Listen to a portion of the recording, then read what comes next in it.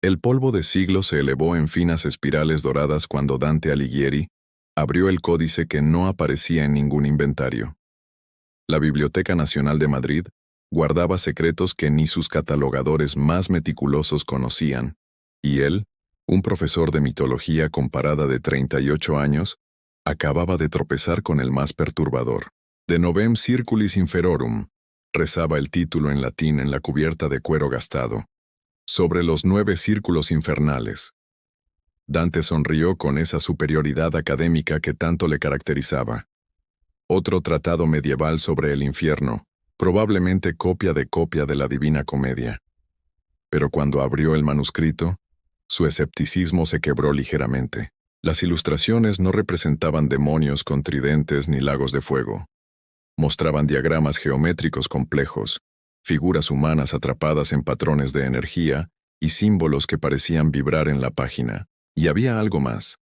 Cada página estaba escrita en una lengua muerta diferente: sánscrito, sumerio, griego antiguo, como si el autor hubiera querido asegurarse de que solo un erudito como él pudiera descifrarlo. 3 semanas pasó Dante obsesionado con la traducción. Sus clases en la universidad se volvieron monótonas, sus conversaciones distractoras. Solo existía el manuscrito y sus misterios. La tesis del texto era sencillamente alucinante. Los 9 infiernos no eran lugares de castigo, sino dimensiones de prueba, cámaras de iniciación que todo ser humano atravesaba al morir, o en casos excepcionales, en vida. Supersticiones medievales. Se repetía cada noche, aunque sus sueños se poblaban de los símbolos que estudiaba durante el día. La última página mostraba un diagrama circular con 9 anillos concéntricos. En el centro, una simple instrucción en arameo. El que comprende, toca. El que toca, entra. Dante, movido por un impulso que luego no podría explicar, presionó su palma contra el diagrama. La biblioteca se desvaneció. No fue un desmayo, fue una desmaterialización de la realidad. Los estantes de libros se volvieron transparentes. El suelo se licuó bajo sus pies y una fuerza irresistible lo atrajo hacia el diagrama que ahora brillaba con luz propia. Sintió cómo su cuerpo se comprimía, se estiraba, se doblaba en dimensiones que no deberían existir. Cuando recuperó la conciencia, estaba en un lugar imposible. Se encontraba en una réplica perfecta de la casa de su infancia, pero todo era demasiado perfecto. El reloj marcaba las 3:17 de la tarde del 12 de junio de 1992, el día de su 10º cumpleaños, el último día verdaderamente feliz de su infancia, antes del divorcio de sus padres. «¿Dante? ¿Estás bien, cariño?» La voz lo hizo estremecer. Era su madre, muerta hacía 12 años, sonriéndole desde la cocina exactamente como la recordaba. «Esto es un sueño», murmuró, pellizcándose el brazo con fuerza. El dolor fue agudo, real. «Los sueños también son reales aquí», dijo una voz a su lado. Se volvió y vio a una figura andrógina de luz pura, cuya forma fluctuaba como llama en el viento. «Bienvenido al primer círculo, académico, el reino del engarce». Dante intentó aplicar su metodología científica. Alucinación hipnagógica inducida por estrés y privación del sueño. La entidad emitió un sonido que era risa y susurro simultáneamente. «Sigues aferrándote a tus explicaciones terrenales. Observa». El escenario cambió. Ahora estaba en el auditorio de la universidad, recibiendo el Premio Internacional de Mitología que siempre había anhelado. Sus colegas más críticos lo aplaudían de pie, sus estudiantes lo miraban con admiración genuina, y su nombre aparecía en pantallas gigantes. La sensación era embriagadora. «Reconoces la ilusión, ¿verdad?», dijo la entidad. «Pero prefieres quedarte. Todos prefieren quedarse». Y era cierto. Cada célula de su cuerpo quería permanecer en esta fantasía. ¿Qué mal había en disfrutar de lo que tanto había deseado? «Tu apego al reconocimiento profesional te tiene atrapado aquí», explicó la entidad. «Así como otros están atrapados por apegos al amor, al poder, a la familia. Cada ser humano tiene sus cadenas doradas. Dante miró sus manos, luego al auditorio ilusorio y finalmente a la entidad de luz. ¿Cómo salgo? Reconociendo que el apego no es amor, respondió la voz. El apego es miedo, miedo a perder, miedo a no ser suficiente, miedo al vacío. El amor verdadero no se aferra. Mientras pronunciaba estas palabras, el escenario perfecto comenzó a desvanecerse. Los aplausos se apagaron, las caras admiradas se difuminaron, y solo quedó la esencia de lo que había sido, un deseo, un anhelo, un vacío disfrazado de plenitud. Has pasado la primera prueba, dijo la entidad, y ahora su forma era ligeramente más definida, casi humana. Pero te esperan pruebas más difíciles. El miedo te aguarda en el siguiente círculo, y es mucho más persuasivo que el deseo. Dante sintió el suelo ceder bajo sus pies, pero esta vez no luchó contra la caída. Mientras descendía hacia la oscuridad, un azot lo iluminó. Tal vez el infierno no era un castigo divino, sino una escuela cósmica. Y las lecciones apenas comenzaban. La caída fue diferente esta vez. No un descenso through vacío, sino una espiral a través de capas de oscuridad que parecían tener textura, como si estuviera cayendo a través de telarañas gigantes hechas de sombra líquida. Dante aterrizó suavemente, pero la superficie bajo sus pies cedía como piel tensa, y la oscuridad era tan absoluta que podía saborearla, amarga y metálica, como el miedo mismo. Bienvenido al segundo círculo, dijo una voz que conocía demasiado bien.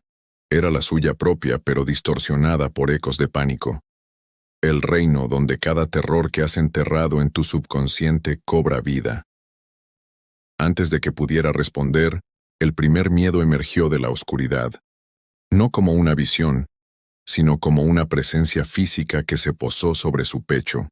Era su fobia a la asfixia, tan vieja como su primer recuerdo de niño, cuando se cayó a una piscina y estuvo a punto de ahogarse. Ahora, aunque lógicamente sabía que estaba respirando, sus pulmones se negaban a llenarse, y una presión invisible aplastaba su caja torácica. «Esto no es real», jadeó, pero las palabras salieron como susurros ahogados. «¿No?», respondió su propia voz, y de la oscuridad emergió un doble suyo, pero con ojos completamente negros y una sonrisa desprovista de humanidad. Tu cuerpo cree que es real, tu sistema nervioso cree que es real. ¿Qué es la realidad sino lo que experimentas como tal? El doble de Dante hizo un gesto y nuevos terrores brotaron de la penumbra. Arañas del tamaño de perros. Recordaba vívidamente cómo una tarántula había caminado sobre su cara durante una pesadilla infantil. Tejían telarañas entre sus piernas con un zumbido low y amenazador. Multitudes de rostros borrosos señalándolo y riendo. Su miedo social al ridículo, alimentado por años de acoso escolar, creaban un coro de burlas que resonaba en sus huesos. Las paredes invisibles del espacio se cerraban a su alrededor. Su claustrofobia, desarrollada tras quedar atrapado en un ascensor durante 6 horas a los 16 años. «Combátelos», tentó su doble, acercándose hasta que Dante pudo ver su propio reflejo distorsionado en aquellos ojos vacíos. «Lucha como siempre has hecho», negando, evitando, huyendo. Por instinto, Dante intentó patear a una de las arañas, pero su pie pasó through la ilusión y la criatura creció el doble, sus 8 ojos brillando con un reconocimiento personal que lo heló hasta la médula. «Error», dijo el doble con satisfacción. «El miedo se alimenta de la resistencia. Cuanto más luchas, más fuerte me hago». Dante cayó de rodillas, la falta de aire haciéndose insoportable. Las risas de la multitud aumentaban. Las arañas avanzaban. Las paredes invisibles seguían cerrándose. Por primera vez desde que comenzó este viaje infernal, sintió auténtico pánico. No el susto intelectual del escéptico, sino el terror visceral del animal acorralado. Entonces, en medio del caos, una memoria emergió. Tenía 7 años, escondido bajo las sábanas, convencido de que había un monstruo en su armario. Su madre, en lugar de decirle que no había nada, se sentó a su lado y le susurró: «Los monstruos tienen miedo también, cariño. Pregúntales qué quieren. Respiró profundamente, aunque cada inhalación sentía como si estuviera aspirando sus propios terrores, y miró directamente a la araña gigante que se cernía sobre él. «Veo que tienes hambre», dijo, su voz temblorosa pero firme. «¿Qué es lo que realmente quieres?» La araña se detuvo, confundida. Las visiones de fracaso titilaron. Las risas de la multitud disminuyeron un tono. Su doble pareció molesto. «¿Qué estás haciendo? Están aquí para destruirte». «¿O para mostrarme lo que necesito ver?», respondió Dante, sintiendo una chispa de comprensión que comenzaba a crecer en su pecho. Se volvió hacia la visión de sí mismo como un mendigo anciano. Su miedo al fracaso profesional hecho carne. «¿Qué me estás tratando de enseñar?», preguntó genuinamente. El mendigo espejo se transformó, mostrándolo no como un fracasado, sino como alguien que había priorizado el éxito académico sobre todo lo demás, terminando solo y arrepentido en su lecho de muerte. No era una premonición, comprendió Dante. Era una advertencia sobre el camino que estaba siguiendo en la vida real. Uno por uno, Dante fue abordando cada miedo no como enemigos a destruir, sino como mensajeros a descifrar. La claustrofobia le mostró todas las formas en que se sentía atrapado en su vida académica, obligado a publicar, a conseguir fondos, a mantener las apariencias. El miedo al ridículo reveló su profundo anhelo de conexión auténtica, sin máscaras profesionales ni pretensiones intelectuales. La fobia a la asfixia le señalaba todas las veces que había callado su verdad para complacer a otros, sofocando su esencia. Con cada miedo abrazado y comprendido, las formas monstruosas perdían su poder amenazante, transformándose en luces tenues que se disolvían suavemente en la oscuridad. Las arañas se convirtieron en patrones geométricos de luz, las risas en susurros de sabiduría, la presión en su pecho en una sensación de expansión. Su doble comenzó a desvanecerse, pero antes de desaparecer completamente, le dijo con un respeto que antes no tenía. Nunca había visto a alguien aprender tan rápido. La mayoría lucha hasta quedar exhaustos, alimentándonos con su resistencia. Tú nos invitaste a tomar el té, como dijo tu madre. Cuando el último miedo se disolvió, Dante se encontró en un espacio de quietud profunda. La oscuridad ya no era aterradora, sino pacífica, acogedora incluso. Por primera vez en su vida, tanto en esta realidad infernal como en la terrenal, no había nada que temer porque había mirado directamente a cada terror y había encontrado que en su núcleo solo había partes de sí mismo que necesitaban atención y comprensión. El miedo no es el enemigo, comprendió, de pie en la oscuridad transformada. Es un maestro disfrazado de monstruo, y sus lecciones son las más valiosas. El suelo comenzó a brillar con un suave resplandor plateado, formando símbolos que reconocía del manuscrito original. Mientras descendía al tercer círculo, Dante no sentía pánico, sino una curiosidad expansiva. Cada infierno no era un castigo, comprendía ahora con certeza, sino una iniciación, una oportunidad para sanar partes de sí mismo que ni siquiera sabía que estaban heridas. Y estaba decidido a aprender todo lo que estos reinos tenían que enseñarle, incluso si eso significaba perderse temporalmente para encontrarse más completamente que nunca. Incluso si el siguiente círculo, según recordaba del manuscrito, era el más insidioso de todos, el reino del olvido, donde no solo enfrentaría lo que temía, sino lo que había olvidado que era. El descenso al tercer círculo fue diferente, no una caída, sino un deslizamiento suave como entre aguas templadas, y cuando Dante abrió los ojos, se encontró en una playa de arena blanca que se extendía hasta donde alcanzaba la vista. Bajo un cielo crepuscular perpetuo, las olas rompían en silencio, y el aire olía a sal y a algo más. A nostalgia, si la nostalgia tuviera aroma. «Bienvenido al tercer círculo», dijo una voz que conocía demasiado bien. Era la suya propia, pero provenía de un hombre sentado en la orilla, dibujando círculos concéntricos en la arena con un palo. Dante se acercó cautelosamente. El hombre era él, pero aproximadamente 10 años más joven, vestido con la ropa que usaba durante su doctorado. Esa camisa azul que siempre llevaba durante sus primeras investigaciones importantes. ¿Quién eres?, preguntó Dante, aunque en el fondo ya sabía la respuesta. Soy el Dante que creía que los títulos académicos y las publicaciones lo harían feliz, respondió el más joven sin levantar la vista de los círculos que trazaba. El que pensaba que entre más sabio fuera, menos sufriría. Pobre idiota. Antes de que pudiera responder, otra voz surgió detrás de él. Y yo soy el Dante que casi se casa con Helena. Se volvió para encontrar otra versión de sí mismo, esta vez de unos 25 años, con mirada soñadora y el anillo de compromiso que nunca llegó a dar. Ella quería hijos, ¿sabes? Tendríamos un adolescente ahora. Tal vez se llamaría Leo como su abuelo. Más versiones comenzaron a materializarse a lo largo de la playa, como fantasmas de posibilidades abandonadas. El Dante de 8 años que quería ser astronauta y pasaba noches enteras mirando las estrellas con un telescopio de juguete. El de 15 que escribía poesía terrible pero sincera en cuadernos ocultos bajo su cama.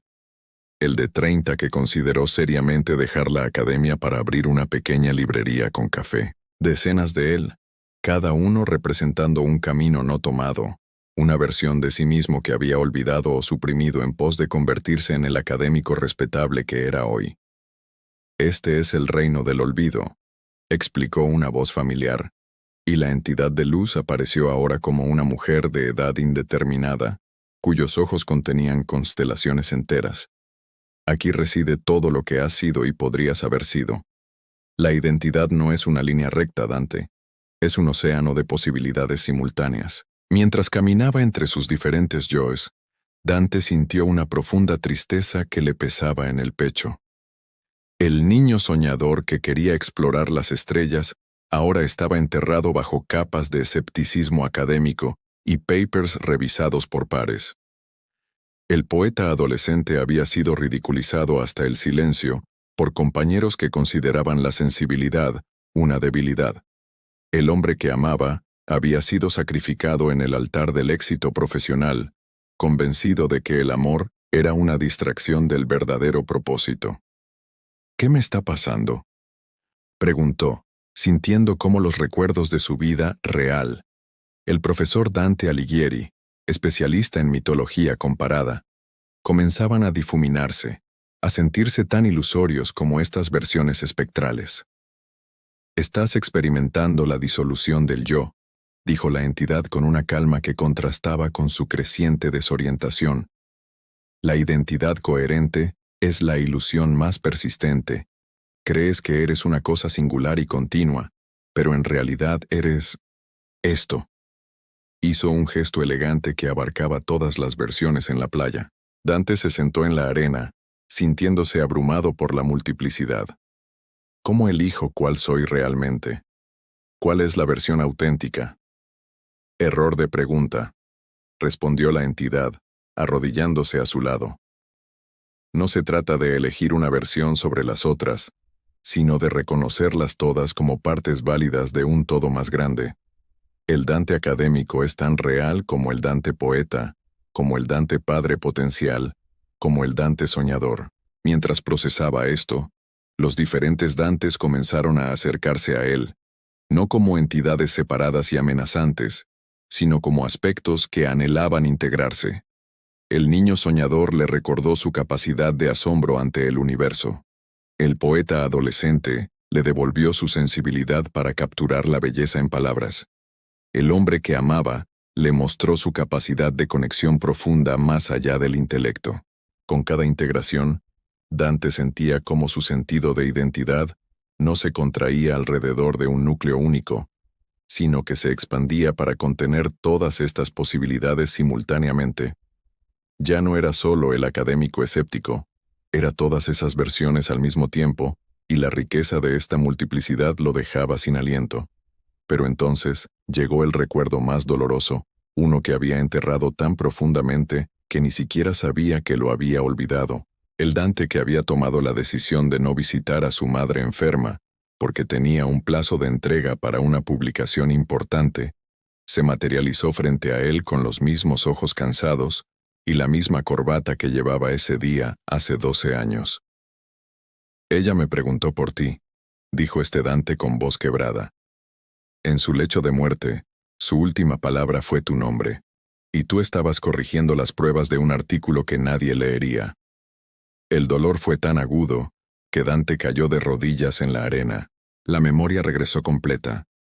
No solo los hechos, sino el olor del hospital, el sonido de la lluvia contra la ventana, la textura áspera de la silla donde trabajaba mientras su madre moría sola. Lo siento, sollozó el Dante del pasado, derrumbándose. Lo siento, lo siento, lo siento.